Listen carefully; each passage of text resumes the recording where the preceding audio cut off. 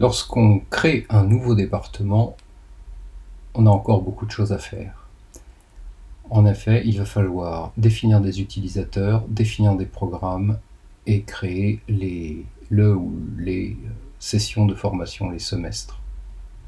Dans cette vidéo, je vais vous apprendre à lancer ces 3 étapes. Donc la première est de créer des utilisateurs pour nos collègues. Ici, on a le lien utilisateur. Donc là, on suppose qu'on est connecté comme administrateur, donc chef ou responsable de ce département. Et ici, on a le lien utilisateur qui nous permet donc d'ajouter des utilisateurs. Lorsqu'on ajoute un utilisateur, on doit bien sûr définir son nom et son prénom.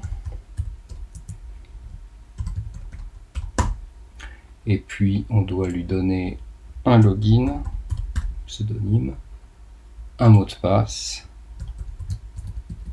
que vous ne voyez pas s'afficher, c'est normal, un email, je vais lui donner mon propre email, un département de rattachement, ici, le département s'appelle SC1, c'est affiché là en haut, et une date d'expiration, ça on l'utilise pour les utilisateurs temporaires, par exemple les vacataires, mais pour les permanents, typiquement on ne met pas de date d'expiration. Et puis surtout on affecte des rôles à notre utilisateur. Les rôles sont de la forme admin pour administrateur, enseignant, responsable poursuite d'études ou secrétaire. Ici, cet utilisateur Dupont, on va lui simplement spécifier que c'est un enseignant. Voilà, on a maintenant un autre utilisateur. Mais on n'a toujours pas de semestre et on n'a toujours pas de programme. Donc on va aller dans le programme. Alors le programme, on peut y aller à tout moment par ce lien-là. Et on va définir un programme pédagogique. Un programme pédagogique, parfois, un collègue vous l'a déjà donné. Un collègue utilisateur de Skodoc a exporté son programme et vous pouvez le réimporter ici. Mais dans cet exemple, on va créer une formation très simple. Donc cette formation va s'appeler, comment on va l'appeler? Master A, par exemple. Son titre, ça va être le beau Master A, etc. C'est un master en 2 semestres.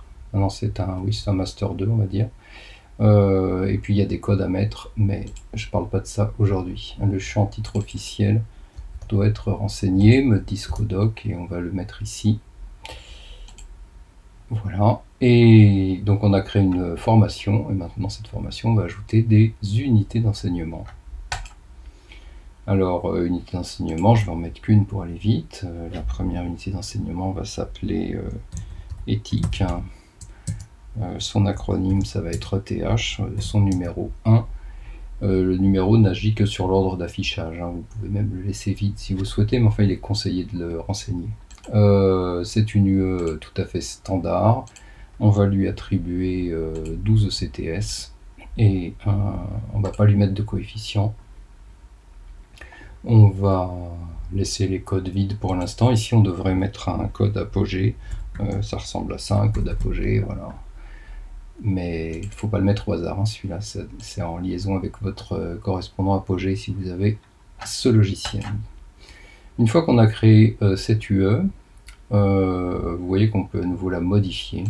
On revient sur le même dialogue. Et dans cette UE, on va pouvoir créer éventuellement une matière. Alors, puisqu'il s'agit d'éthique, on va citer bien sûr Spinoza, voilà, hop, et dans cette matière, on va ensuite créer un module, et ce module va avoir un code, et ce code, et un nom, par exemple, philosophie, son abréviation, ce sera ici philo, c'est juste pour que les bulletins soient plus courts, parce que souvent les colonnes sont un peu étroites. On peut spécifier les heures, mais c'est totalement facultatif. On doit indiquer un coefficient, par contre là c'est requis, et éventuellement un code Apogée si vous voulez interfacer avec Apogée. Voilà, j'ai ici une formation assez minimale, il faudrait faire ça pour toutes les UE, tous les modules, Et une fois que je suis satisfait de ma formation, eh bien, je peux voir une table récapitulative pour vérifier mes coefficients, mes ECTS, mes heures éventuellement. Et je peux ensuite, une fois que je suis satisfait, mettre en place un semestre de cette formation. Et en indiquant une date de début, ici le 1er septembre 2020, on va dire que ce semestre se terminera le 15 janvier 2021, que le directeur des études, c'est monsieur, comment l'avais-je appelé, voilà, Dupont, que j'ai créé tout à l'heure. Voilà, et ici, je dois descendre pour afficher les... Voilà, je dois descendre pour afficher la liste des modules et indiquer pour chaque module éventuellement un responsable. Je n'ai pas 36 sous la main, je prends le même. Lorsque j'ai créé mon semestre, j'arrive au tableau de bord du semestre et je suis prêt à y inscrire des étudiants. Pour inscrire des étudiants, typiquement, soit on a une interface avec Apogée, soit pas, et si on n'a pas d'interface Apogée, on va importer les étudiants via un tableau Excel et ça fera l'objet d'une autre vidéo. Merci de votre attention.